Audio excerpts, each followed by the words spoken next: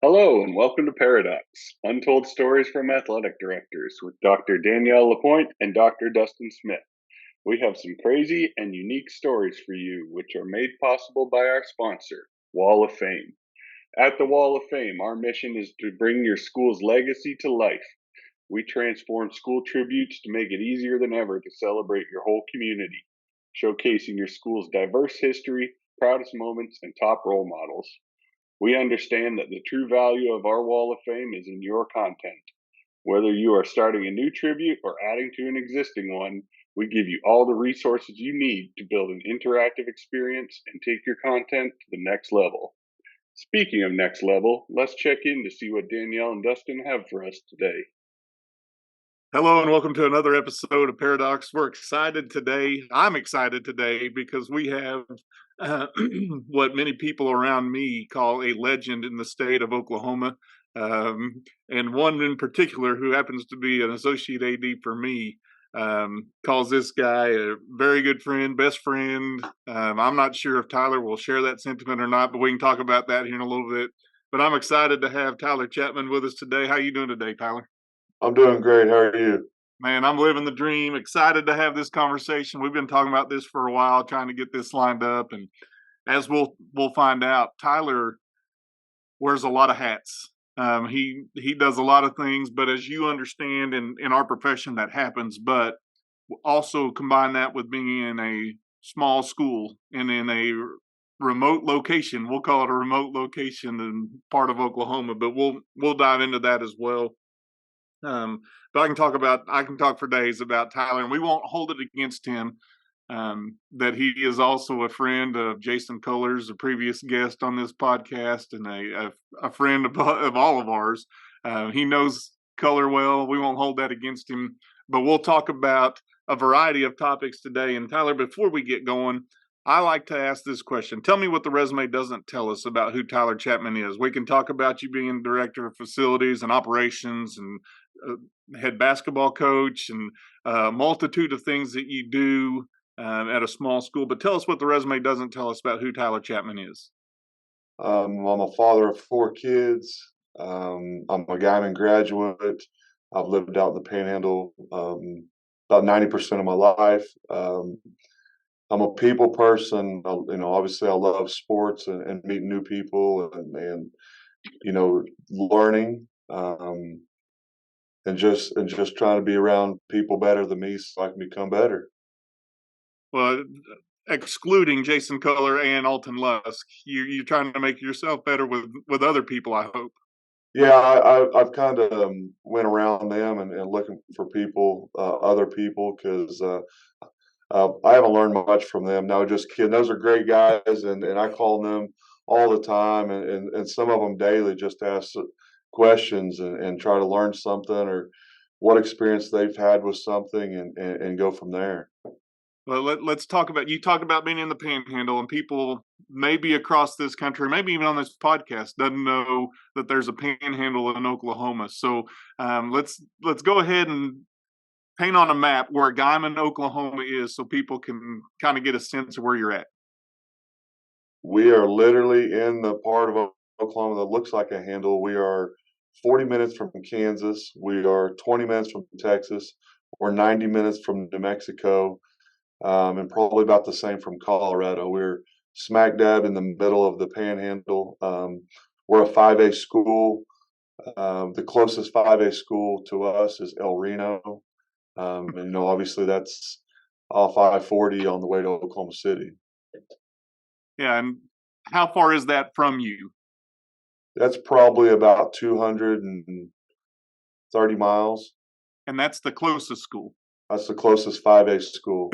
Now Woodward's 120 miles, and that's a 2-hour drive, and they fluctuate from 4A, 5A. So when they're 5A, that's our closest school. Now, I used to live out in Alva, went to school out in Alva, northwestern Oklahoma State. So I've been to Goodwill and Guymon frequently because there's a college there that is Oklahoma Panhandle State, fittingly named because it's in the Panhandle. But you can go beyond Guymon and still hit more towns in Oklahoma. And one of my favorite is Boise City, which is about as far as you can go in the state of Oklahoma. And as you're leaving out there in the Panhandle, I think it's Torture, but they have a sign that says Oklahoma City, like 350 miles or something like that. That's to Oklahoma City. You're still in the state, and that's the middle of the state. But that just shows you how far out there and how remote Guymon, Oklahoma is. Yeah, for us, it's about 270 miles. And so, yeah, when you go to Boise City, you're another hour west. And there's even a smaller school out there, Felt, Oklahoma, that's probably 15 minutes from the New Mexico border. And so, yeah, it's, go to the city, it's 265, 270 miles one way. And that'll be part of a story I'm sure that we'll talk about, just to tell you that. So if you're going 260, 270 miles, how long by bus does that take you? By the time you stop, I mean, you're talking 4.5 to 5 hours, one way. And so, it's definitely a trip. Woodward's our kind of our stopping point or ceiling on the way to Oklahoma City. And when our kids get to Woodward, they think, "Hey, coach, we're almost all the way home." And I'm like, "Guys, we still have 2 hours to go." And that's coming back from a game. That's right. And you play games. You're varsity girls basketball coach, so you play a game on a Tuesday night and have to travel that far coming back. Yeah, we went to a district in 5A, kind of like what you guys, in 6A. We moved to that district play, and we'll go to the city 7 times this year on Tuesdays, Fridays, and Saturdays. And I calculated it the other day, and we'll travel about 5,000 miles on a bus just during basketball season. So as you coach basketball, do you also drive the bus? I do not. Thank goodness we're fortunate enough that we have drivers that will drive us. A lot of our coaches drive in the area, but we don't typically put our coach on a bus to drive to the city, coach a game, and come all the way back. And it's not just basketball. I mean, it's every sport you have that has to go distances to play. So unless you physically move the city of Guymon, you're not changing those locations. Obviously, you're going to have to travel. But the flip side is, as people have to travel to you too. That's right. They have to travel, and it's kind of going to district play. People were surprised that Guymon had voted into it to do it, but as an AD, that scheduling is a nightmare sometimes, and especially where we are. So when they set forth that district play, now all those Oklahoma City teams will have to come out and play at our place. Now they'll kind of fuss and complain about coming one time out here, and I have to remind them we have to go there 7 times, Right. and so they kind of just laugh about that. But yeah, it's we've already been doing it in softball and soccer, and so we're adding basketball into it, and I actually like it. I think it takes the rankings out of it, and you just get to go play, and how you finish is how you finish. Yeah, you don't have to worry about non-conference games and what that strength of schedule may look like. You're actually going to be able to determine because you've got 14 games that matter.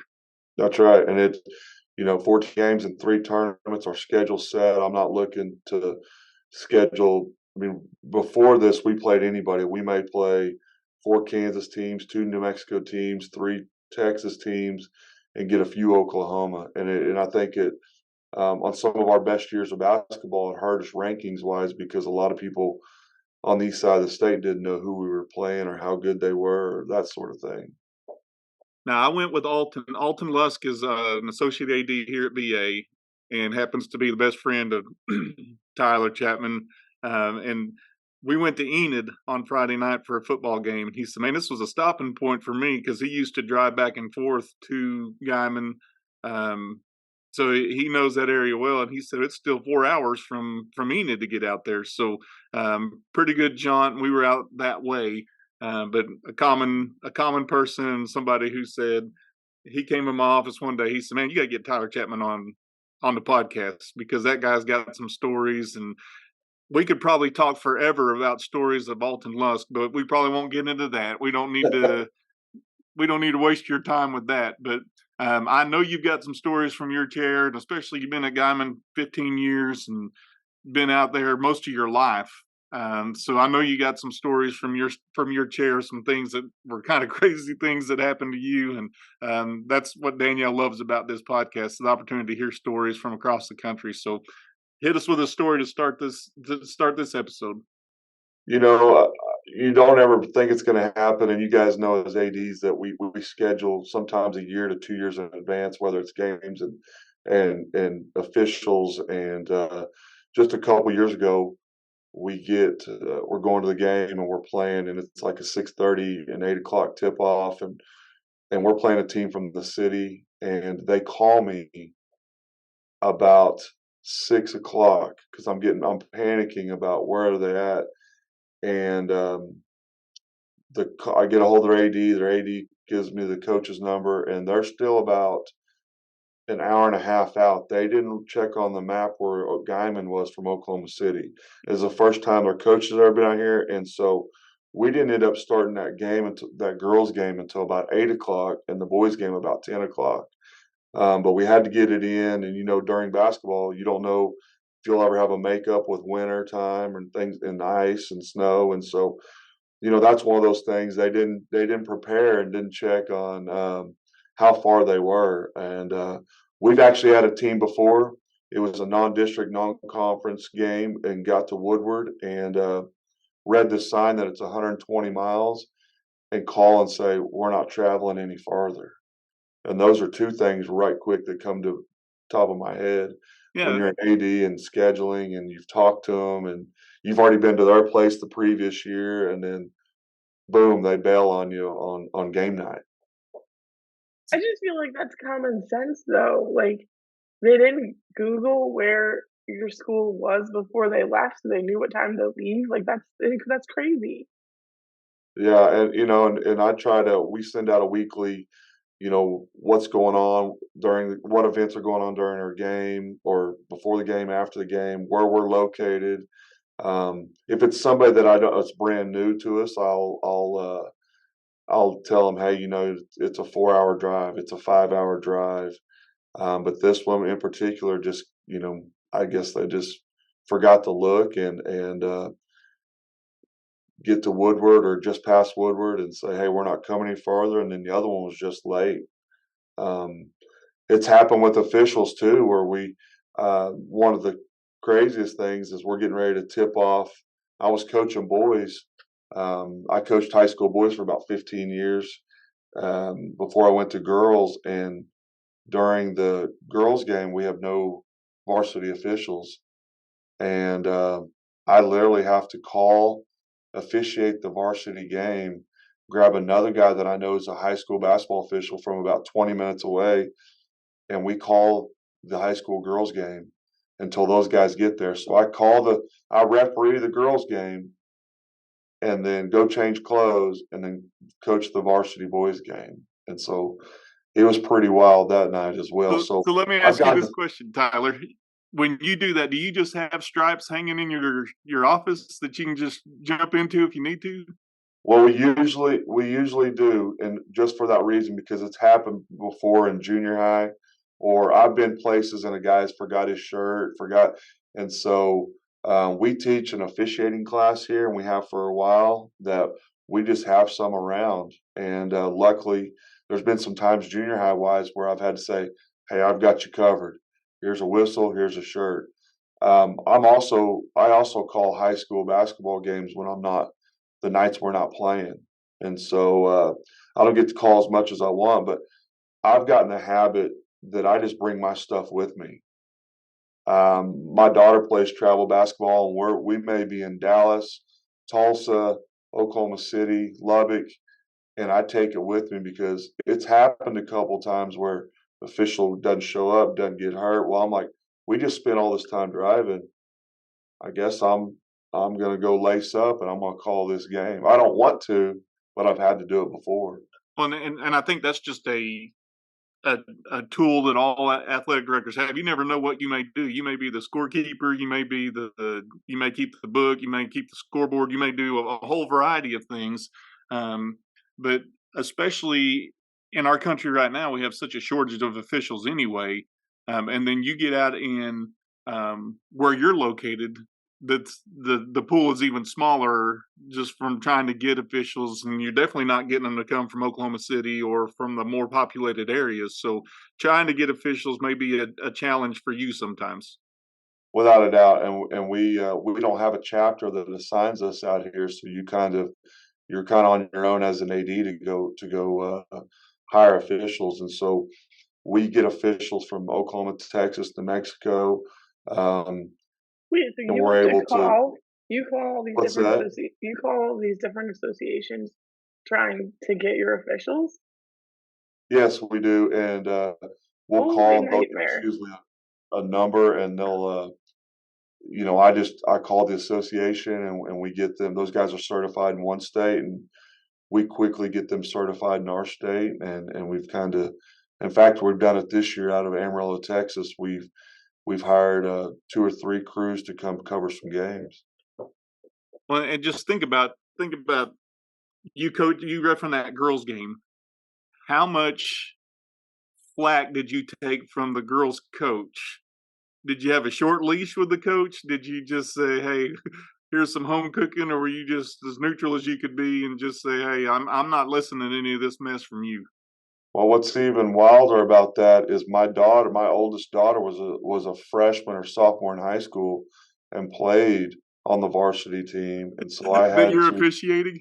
yeah, and so she gave me a few looks out there like, "Hey, that wasn't a foul," and I just gave it to her like, "Listen, I know we I know we're gonna drive home to the same house, but you're not gonna challenge my calls." But, no, it worked well. I think, we played a team out of Kansas, and they knew the situation, and they just wanted to play, and I'd actually called some of their games against another Oklahoma team, and so it wasn't a surprise. They had me before, whether I was good or bad. I mean, they knew what they were getting, and so, but it worked out. But yeah, it was a little stressful. You can't really go through your pregame plan and your normal stuff because I had to step up and do that. Which that's why we're in this business. It's all about kids. And, at the end of the day, it's making sure they're successful and they're getting to do their extracurricular activities.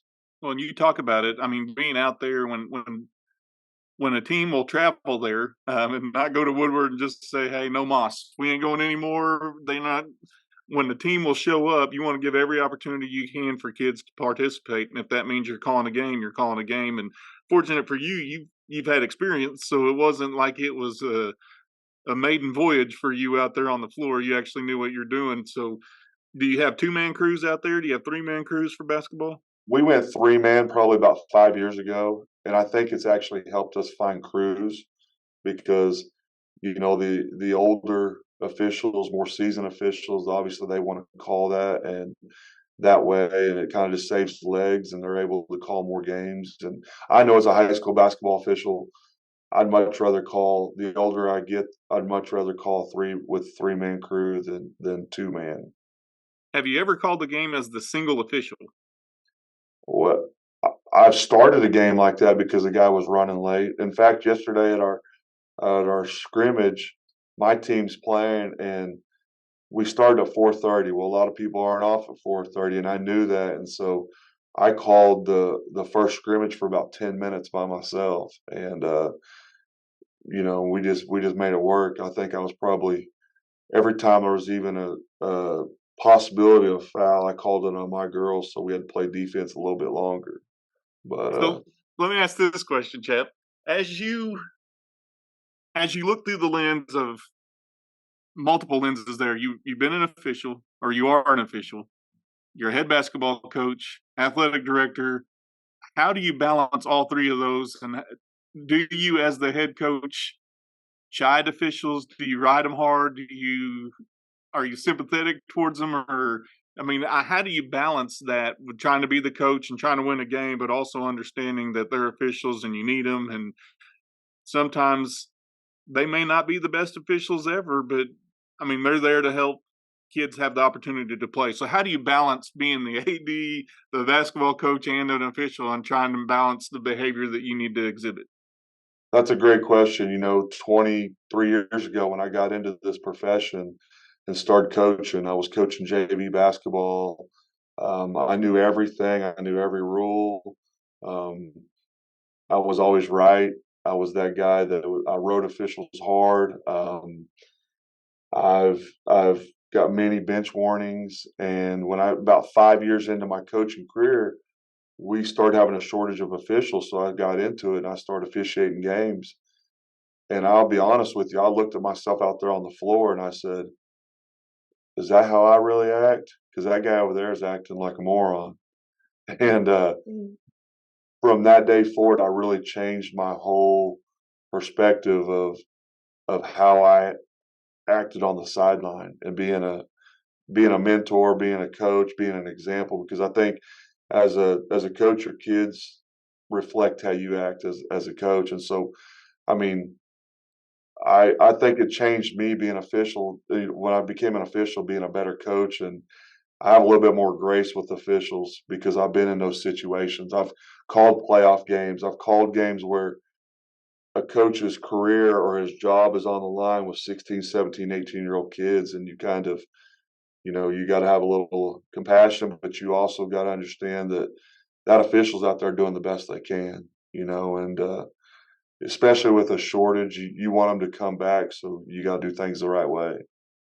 Do you feel heightened pressure to do that because of where you're located to make sure that officials want to come back? Because it's a challenge. You said finding teams that'll come play, and I've been to Guymon. I know exactly where it's at, and I know that I'm blessed in northeast Oklahoma because I've got a lot of area, a lot of population right around me. But you don't have that luxury out in Guymon, so you want to make sure that not only teams want to come back, but officials want to come back as well. Yeah, I mean, it crosses my mind, and when we do officials, I try to, when they walk in the building, I try to, if I've got to feed them their favorite restaurant in town, or if I want just a pizza or whatever, I try to take care of them so that they do come back and make it an experience where they go, you know what, they pay us really well, and I enjoyed my experience out there. And that's one reason in our school we started an officiating class several years ago that our high school kids, they get certified to officiate, and we actually have them. Some of our seniors will call junior high basketball games, and I'm very protective of them. If I feel we have an unruly fan, which knock on wood we haven't, um, from our own place, we've had some from other schools, and I contact those schools and just let them know, hey, we got kids, and there's a shortage, not just in Oklahoma, but I think nationwide with officials, that we need these kids more than they need us. And so we've really worked with them, and we have some of our older officials out here that call, whether it's the Jayhawk Conference, JUCO basketball in Kansas, or D2 basketball, that come work with our kids, and they'll literally be out there on the floor with them or standing close, and during dead balls and timeouts they'll work with them. And I think it's been very beneficial to our kids out here. That's Well, and really talk about cool. being creative. I Yeah, that's mean, really just cool. trying to be able to solve a problem. Yeah, I like that. And you kind of are describing like the perfect nightmare official like situation. I mean, you don't even have an assigner. You're calling all of these different places to try to get people to come out. They have to drive. I mean, you're trying to get them some food. I mean, that's already mind blowing to me that you even have to go through all of that for every single game, not just one of your games or one of your sports, all of them. So, I mean, having kids take an official class is genius. That's great. I mean, now they're also getting a skill that they can make money on. It's really a win-win. I like it.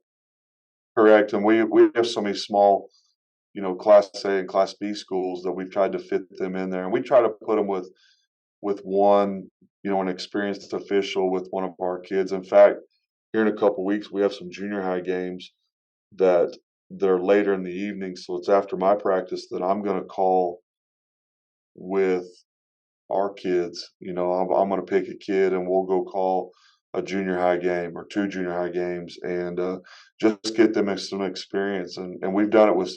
We're not only doing it with basketball, we're doing it with soccer, we're doing it with football, we're doing it with volleyball.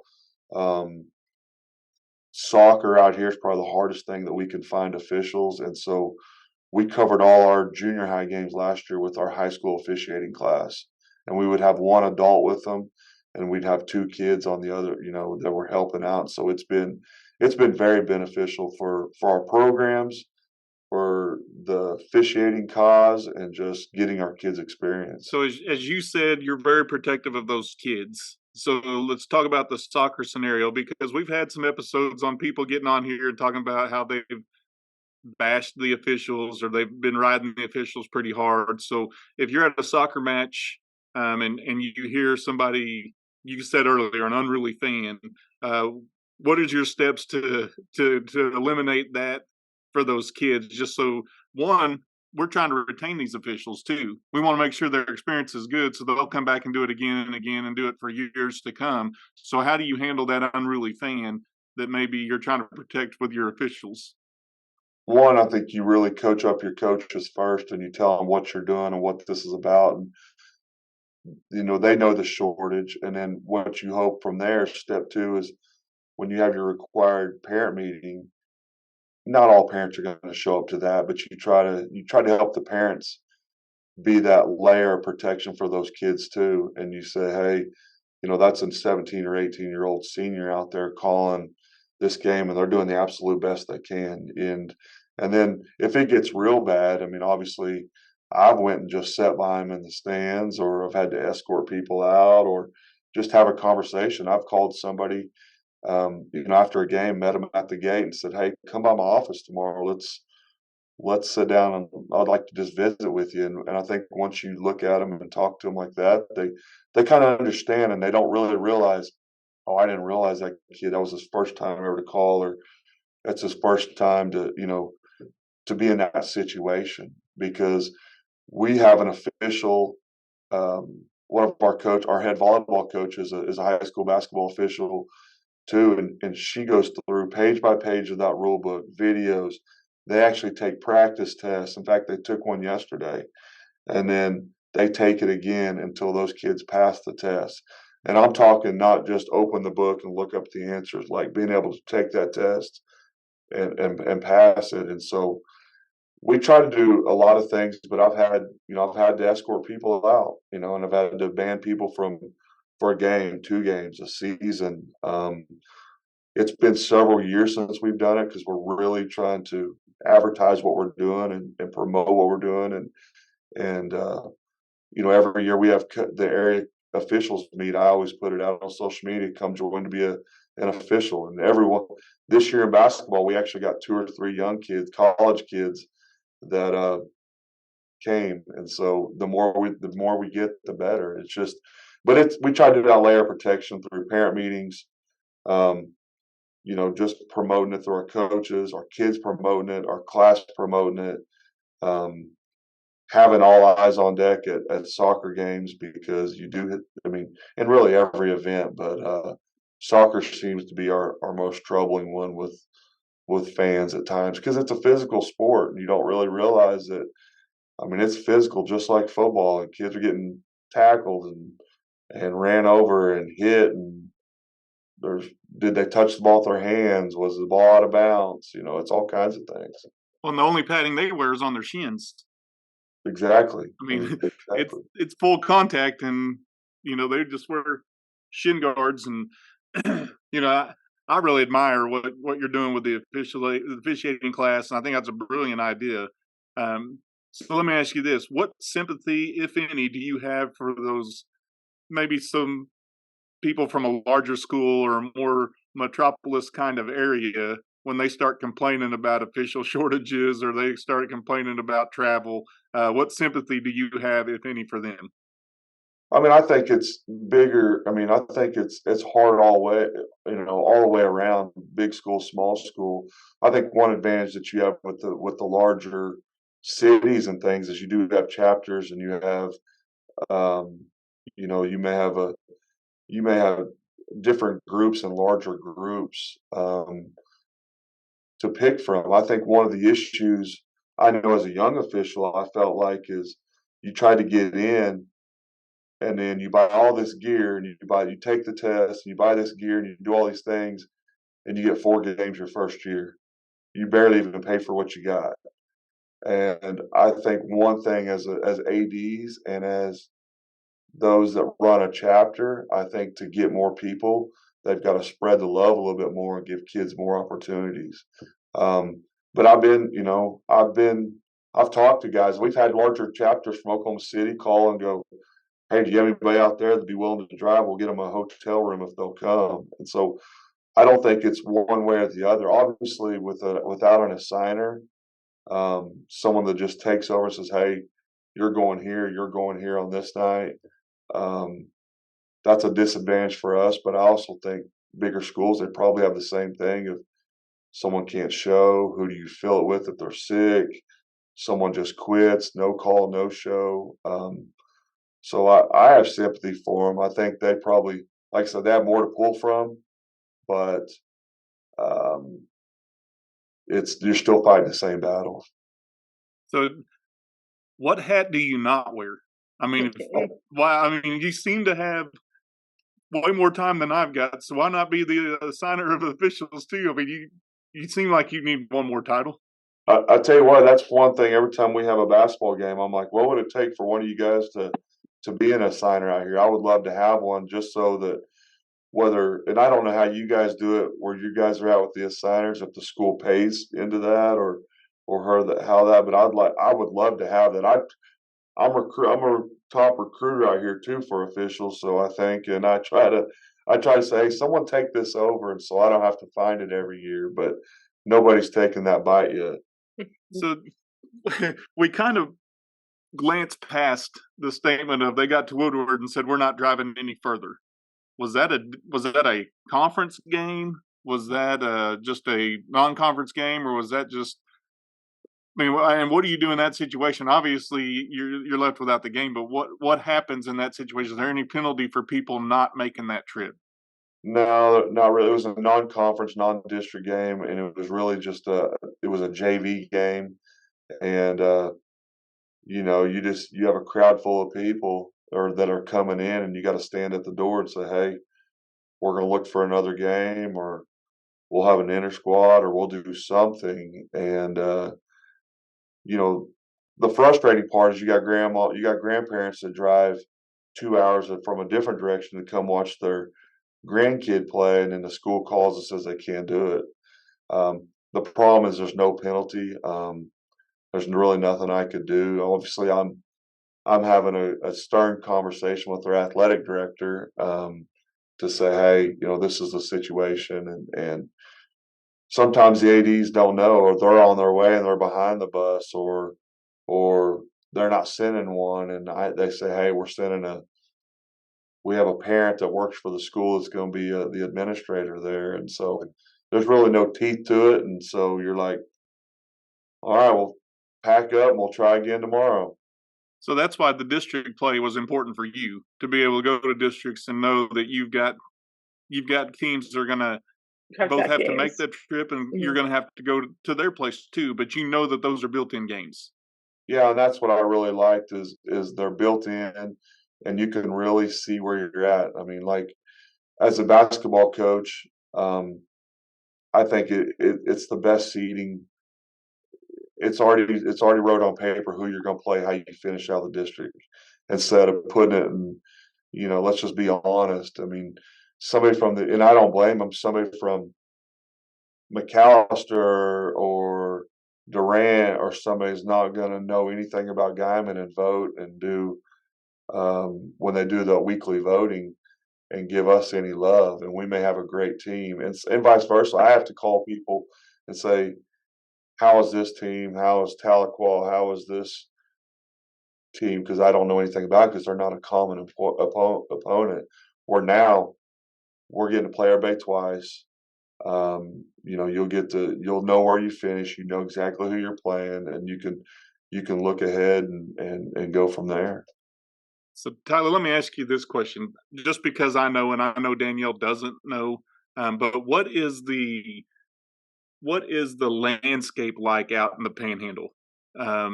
Is it full of trees, full of vegetation, full of hills, or is it look something completely opposite of that? you can get outside of city limits and see as far as the eye can see.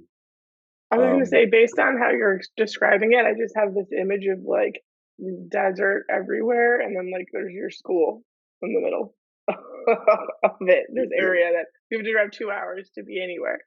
yeah, now we're you can drive 2 hours west and you start seeing the mountains. But out where we are in Guymon, it's as flat can be. There's no water. We set a world record out here this past summer, and we got about 25 inches of rain in Guymon. Um, I'm 46 years old, and I don't know if we've had 25 inches in the last 46 years. And so, yeah, the water was running and didn't know what to do out here. And so, it's one of those things where it was green, believe it or not, and we weren't used to that. Uh, it was nice, but yeah, it's flat as can be. There's limited water. It's very dry. You got to go east towards Oklahoma City, Tulsa to start seeing water. You can go west to start seeing the mountains, but other than that, it's limited trees, limited water, and not a whole lot to see. Now, the old statement was made that there's a pretty girl behind every tree. Is that a true statement? I hear that all the time, and some people don't get that statement, but we still use that statement. They're like, "Huh?" And so, but yeah, it's definitely an experience, and you have to be from this area to appreciate it, and recruitment of teachers and coaches. It's a lot of our people are people that have been within 100 miles that know the area that work for our school and coach for our school. So let me ask you this question in all seriousness. Is the greatest athlete to ever come out of Guymon, Oklahoma, Tyler Chapman or Alton Lusk? Man, I have to admit, I don't know if he's the greatest, but he's one of the better ones. Alton Lusk, the guy he's been my best friend since we've been in kindergarten, and I hate to admit this, live and on the air, and someone's going to see this and for forever. But yeah, he was a stud. He was a pretty good athlete. And Danielle, the reason I asked that is Alton works with me here, and I've heard legend of Alton, and we actually graduated the same year, so I've known legend of him. Now I was in Northeast Oklahoma.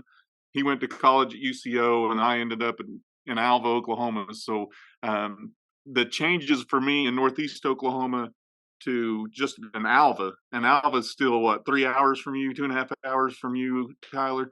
Sure. But just the changes in trying to judge a fly ball in the wind, because in Northeast Oklahoma there's hills and trees and the road turns. When you get out towards the Panhandle, there's no hills, there's limited trees, the roads are pretty straight. There's no curvy to that. So what that all means is the wind blows without any resistance, and so it was a whole different avenue for me to get out there and try to catch a fly ball, because I went to college to play baseball, and try to catch a fly ball in the wind, it's a little bit different. And I would say but what would probably be a home field advantage for people out in the Panhandle, because they know the environment and they know what that looks like.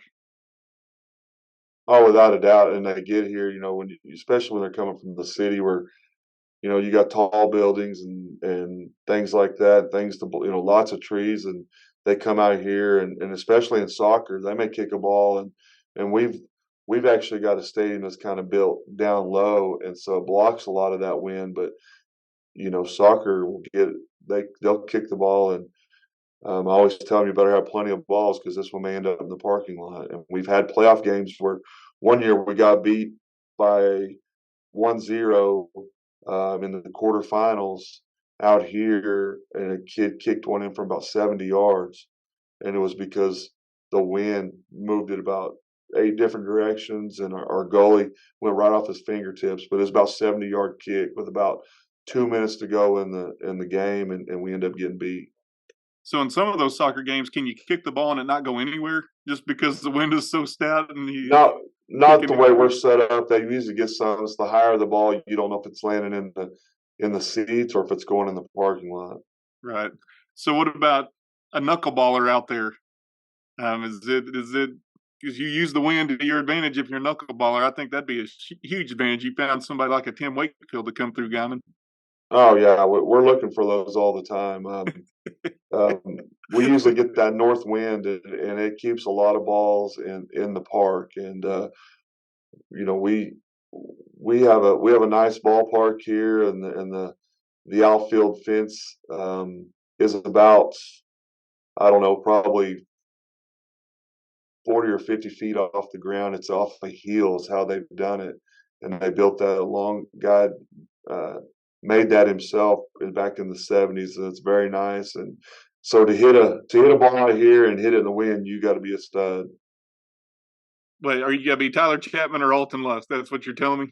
Man, to be honest, I don't know if either one of us can do that. That one's pretty tough. They did get Lusk out there to play one time in baseball, and all he did was steal bases. And so, I mean, I don't know that he was good at that, but I don't know if he ever hit a ball, but he dang sure could steal a base. So we can talk about all kinds of issues, and it seems to be to me that you're not complaining at all. You're just talking about here's what I deal with on a daily basis. And when we get together as ADs, sometimes we gripe about this and we gripe about that, and you still have parents that you're dealing with, and you still have official shortages, and you have trying to find officials, which is it just blows my mind. You don't have an assigner, and there's Mm-hmm. not one out there that you can use for any sport, or is it just certain sports you don't have assigners for? We have zero signage for any sport. I can't even imagine. Like, Man, you're giving me so much anxiety right now. Like, I can't even imagine life without an assigner. Yeah, and it's then like right now I'm already this morning. You know, we're working on 2025, trying to get guys locked in. And the one thing I hear is we try to do our best that we never have an official twice, and if we do, only twice, and just because of shortage. But I try to only have at the high school varsity level in all sports only have an official one time, and that makes it even tougher. yeah, Um, just because that way there's no bias, there's no, you know, people watch film on Huddle and they're like, hey, that guy was there the other day, and that guy was there Tuesday, and then that guy was there Saturday, and so we try to do the best we can to eliminate that as well.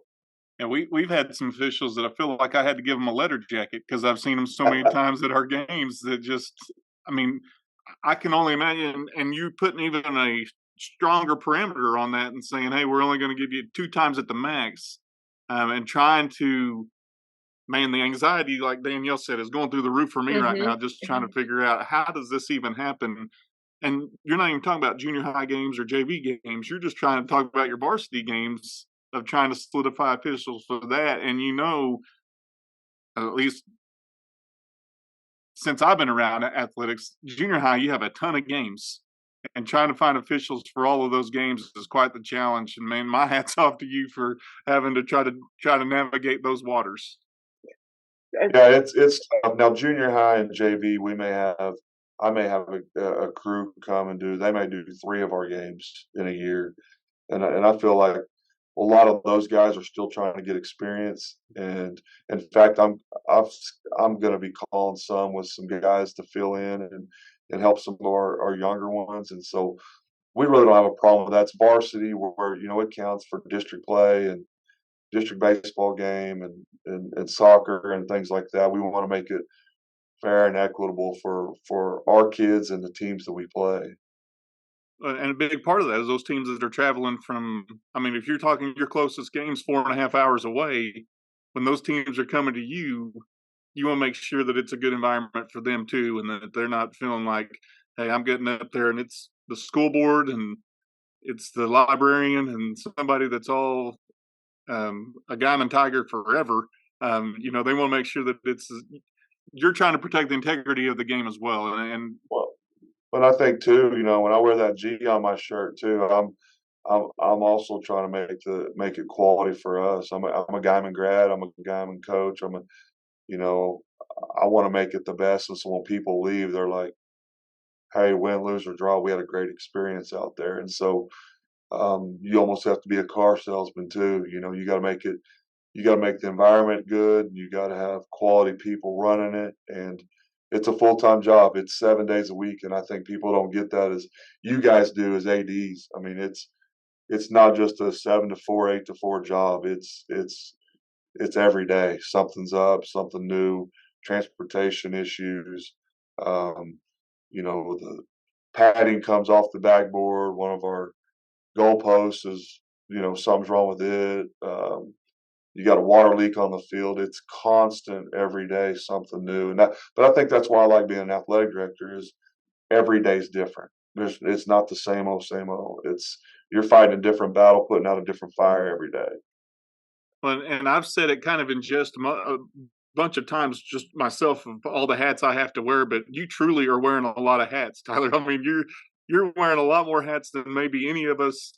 And I'm jealous that you have hair. I don't have hair because I've worn so many hats, but you have way more hair than I do, and you still juggle all this. And I'm amazed at how you're able to do all that. And testament to you, hats off to you for being able to juggle all that and still be able to enjoy this profession and want to stay in this profession. We wouldn't have time to talk to us on a podcast. I mean, it'd be the easiest thing to find time out of your day. Yeah, and you're still trying to be a dad. You're still trying to take. I mean, you got all kinds of stuff that you're piling into this situation. And if I remember right, are you a grandpa too? I am. I just had my second grandbaby, a little girl, and so yeah, that's a whole new element right there. You don't think how exciting it'll be until it really happens. But I've really enjoyed that. It's like I've got 4 kids. My oldest one's 24. My youngest is 13, and then I've got a 2-year-old grandson and a month and a half old granddaughter, and so it's chaos at work, and then it's chaos at home. No, it's good chaos, and I enjoy it, and if you don't laugh about it, you'll go crazy, and so it's guys like you guys and doing this and talking to the people around the state, and if you don't cut up a little bit and smile and have a good time, I think you'll lose your mind. So let me ask you this: is there any truth to if you knew grandkids were this fun, you'd have had them first? Man, I'll tell you what, they're just happy to see you when you get there. And I told my 13-year-old yesterday, the day before, I said, "Hey, see, he's got it figured out. Samuel's got it figured out. He's so excited when I'm around or I go see him or things like that. You ought to follow his lead a little bit. She's that eighth grader, that 13-year-old that Dad's not real cool right now, and I don't know what it's going to be like next year when she's playing high school basketball and we have to ride to the gym and leave the gym together. It's going to be an interesting time." And you think about it, like you as a young official or young coach, you knew it all. I mean, and then those 13, 14-year-old, I got a 14-year-old daughter, and it's a different world every day. She wakes up, and I'm thinking, man, even 5 minutes ago was a great conversation, and all of a sudden it's gone off the tracks, and I'm not sure how it got there, but just balancing the emotions of a teenage girl, and then you coach them as well. So I mean, you get to deal with that on a regular basis. So I think to sum up Tyler Chapman, I would just say chaos. I would think chaos is probably an accurate description for you. Constant chaos. I mean, Right. But you know what? It's good. Like I said, I enjoy it. It can be stressful at times, but I learn something new every day, and I'm like, or at the end of the day, I'm like, did that really just happen? You never know, and so that's why I call some of you guys, and I'm like, have you guys ever dealt with this? And they're like, no way, and I'm like, man, I promise, I'm not lying to you. This out, and in terms of just sharing stories and doing those things because it's challenging, it's rewarding, but there's also a lot of craziness. Well, and you talked about it early on. You got to laugh, and you've got to be able to enjoy and cut up sometimes. And I think Alton will tell you I'm big on that. Color will tell you. I mean, just being around Color, he's a good time waiting for a place to happen. He's just whoever's around him, he's going to make laugh. And being able to surround yourselves with people like those individuals to just help sharpen you, help give you a chance to say, okay, you guys understand what I'm going through. You understand the world that I'm in, and you can appreciate that. And I think that's what's the value of this profession, is everybody's willing to share that. We're able to sit around and have a good conversation, and we understand the decompression mode that we got to laugh, or it'll drive you completely out of this business if you allow it to. But you seem to have so many balls that you're juggling in the air. I don't know how all that's happening, but man, I've gained a ton of respect just listening to you. It was already high before we had this conversation, but now listening to all the things that you're doing, my respect level has gone up even further, just because I see how you're balancing, and I can sympathize with what you're going through. And man, you just impressed me with just how you're handling it all, and still it's all about the kids. And at the end of the day, we say that, and that's a moniker in our profession, but that's true. We really believe that it's all about kids. Well, and I appreciate those words. It's one of those things. Like I said, we're all fighting the same battle. We're all in it for the kids, and I'm one of those that if I can steal something from somebody else that makes me better, that does it better, that's what I do on a daily basis. I mean, I haven't created anything. Um, that's why I'm constantly talking to you and Lusk and Kohler and Emily Barkley and anybody that I know that knows more than I do. I'm calling them and saying, "Hey, what do you do on this? Send me this. Do this. How'd you handle this?" Because um, the more tools you got in the toolbox, the better AD you'll be. And I mean, it's the same thing as coaching. It's no different. I'm trying to learn something every day and understand what we're doing, where we're going, why we're going there. But I appreciate all of you guys as ADs and what you do and keep feeding me information and helping me out. And with Kohler, I don't know how you can ever be in a bad mood around that guy, because he's not going to let you. It's a cut up, and his comedy act. I'm telling you, I think he ought to go around, and when he's done doing the AD stuff, and just be a public speaker and do a comedy hour and make people laugh. And his stories, he's one of the best storytellers I've ever been around in my life, and he can tell jokes without laughing. And that's one of those skills I want to learn, but I haven't developed it yet. Well, let me ask you this: have you learned more of what not to do or what to do from Kohler? Because I think I'd go on the former than the latter. Oh, I'm 50-50. I'm like, man, that was awesome. Or did you really say that? Well, thank you again for coming on with us today. My apologies for being a little under the weather, but thanks, Dustin, for kind of getting us through. But what you're doing for your community, your kids, is outstanding.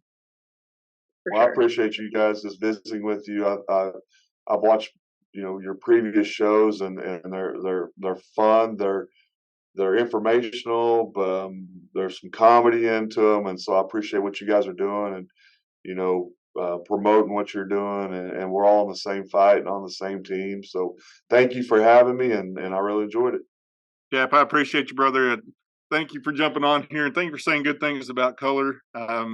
That wasn't a paid advertisement for him, and we'll have to have a few episodes to really get him back and deflate his head a little bit, because you built him up pretty good. But man, I appreciate you jumping on here, and I look forward to visiting with you in person when that time arises, and maybe even Lusk and I'll make a trip out there and watch a game at Guymon.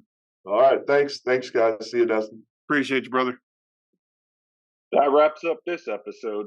Thank you for listening, and thank you to our sponsor, Wall of Fame, who excels at telling your school stories and supports us in telling ours. Check out the description of this episode for a link to receive a discount on all Wall of Fame products. We are looking forward to the next story and hope you are too.